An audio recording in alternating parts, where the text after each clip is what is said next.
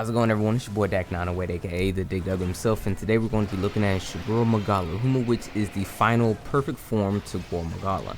Now, before we get started, I want to let you know that I'll be using my nicknames for the monsters, Shaggy for Shagaru, and Maggie for Gore Magala. So with the madness out of the way, let's begin by saying that it being in its final form, it has tons of the same attacks that Maggie usually had from before, however with upgraded properties. The Virus Breath attack has seen the largest upgrade. It now has the ability to expand horizontally and vertically. It also has a new passive ability to add small virus pools scattered all over the area that explode after time and sometimes combos with other attacks, keeping up with the relentless onslaught that the Shagaru Magala can actually give you due to being in its perfect final form. On top of that, Shaggy is also basically in a perpetual rage-like state akin to like a charged up Zenogre, but when properly enraged, it will fly into the air and then roar. It also spawns a small virus pool directly underneath it when it does this, so you should watch out for that.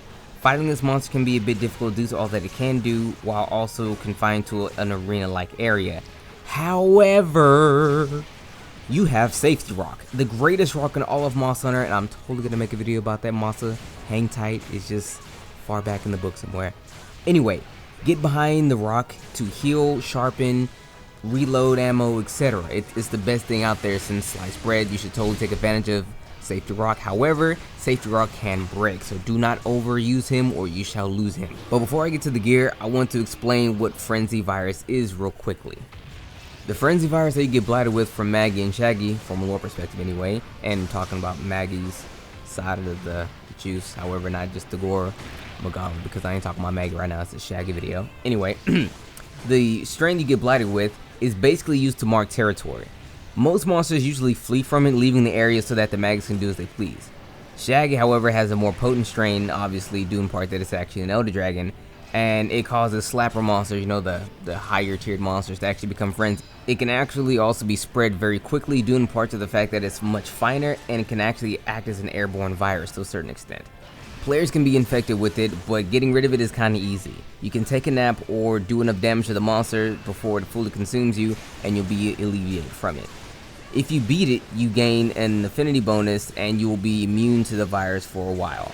However, it should be noted that the no berries prolong the virus takeover, so use it if you don't want to be consumed by it almost immediately and if you can't actually do enough damage to the monster in a short span of time. If you do get consumed and are infected with it, it's not a huge deal, you just can't restore red health damage.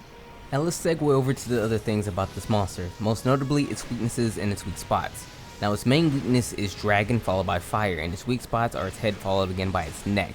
Using either of those types of weapons against either those spots of its body, you're going to be doing exceptional damage. Now when it comes to fighting a monster, let's talk about some of the weapons. Its weapons in particular exactly. Its weapons are actually quite good. They don't have the best raw, they tend to fall off a bit close to the end of the game with only roughly 280 to 270 attack.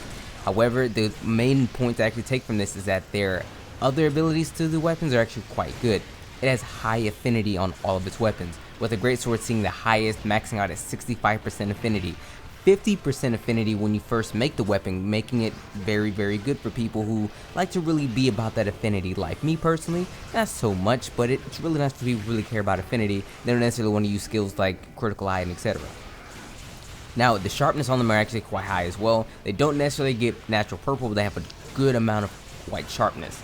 The element is great as well, usually range between 35 to roughly 40 or so dragon. So when it really comes down to it, if you can make its weapons, you're going to be in pretty decent margin when it comes to the dragon, because end game there's lots of different dragon types out there, some with high elements, some with high attack, etc. I would like to say that Shaggy Maggie is a good blend between form, function, and in most cases that middle point. Its armor is a different story. Its armor is actually really good. There's no cutting around the edges here. This armor is just flat out great. So off the top, we're looking at this. The armor for Shaggy Maggie is a little different. It has two types. There's Arc and there's Storg, I believe. However, that's just male and female. They're the exact same. They just look different. It's just the names is different, but all the skills and everything's the exact same. There's other armors in the game that do this, but for the most part, Shaggy's is the most notable. But anyway, off the top, we're looking at peak performance and 8 points in the handicraft. Not bad coming from low rank, not bad at all. Given with a couple of slots it actually gives you as well, you can maybe make that sharpness +1. Moving up to high rank, we're looking at peak performance, sharpness +1, and rationeer. What rationeer does is it gives you the ability to sometimes reuse an item that you already used. So for instance, if you only have one mega potion left, if you take that mega potion, there's a chance that you don't actually use the mega potion, but you get the effects of it, if that makes any sense. Like, you actually take the potion, but the game said, hey, since you ration it, you get another one for free. That goes for basically everything. Moving over, EX. Now this is my favorite one personally. Guard +1, trump card, and rationeer. Now what trump card does is it enhances, is the best word I could say. It enhances your hunter arts. So my favorite example is if you use an absolute evasion, instead of just evading once, it'll evade twice. And there's other enhancements for other arts, but it really depends on each particular art in which you use them. Next, we're looking at the R variant, the hyper variant if you will. It gives you peak performance and 12 points in the handicraft. Now remember, these particular sets are actually used for mixing and matching, so there'll be like one piece of armor that have like 7 points into one skill or so on. So you can actually use the mix and get the more desirable mix set. Over on to G rank, we're looking at Fleet Feet, sharpness +1, and rationeer. Now what Fleet Feet does is that it actually gives you peak performance and evade extender wrapped into one skill, which is really cool. Now moving over, we're looking at the GX variant. It gives us trump card, guard +2, and rationeer. And lastly, the XR variant, which gives you recovery up 11 points into unscathed, which is peak performance, and sharpness +2. So with this armors and everything out of the way, that's pretty much all I can really tell you about the Shagaru Magala, Shaggy Mag, whatever you want to call it. It's a really cool fight.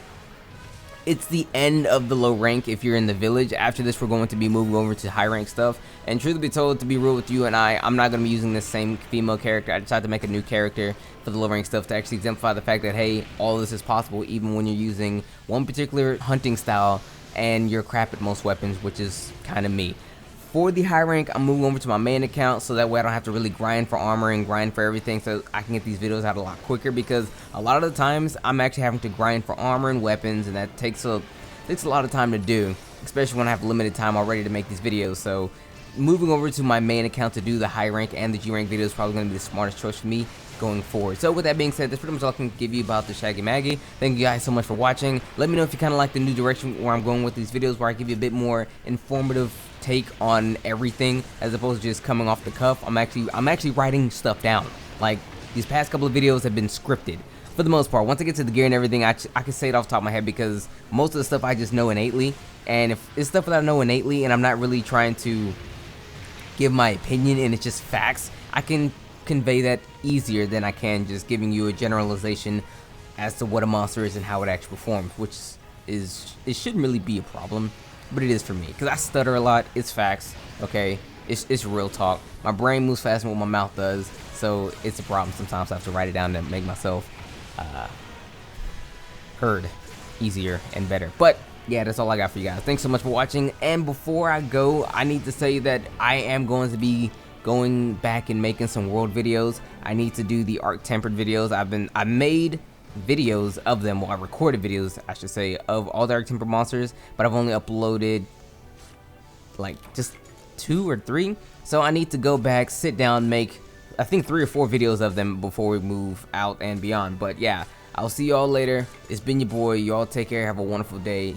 Peace.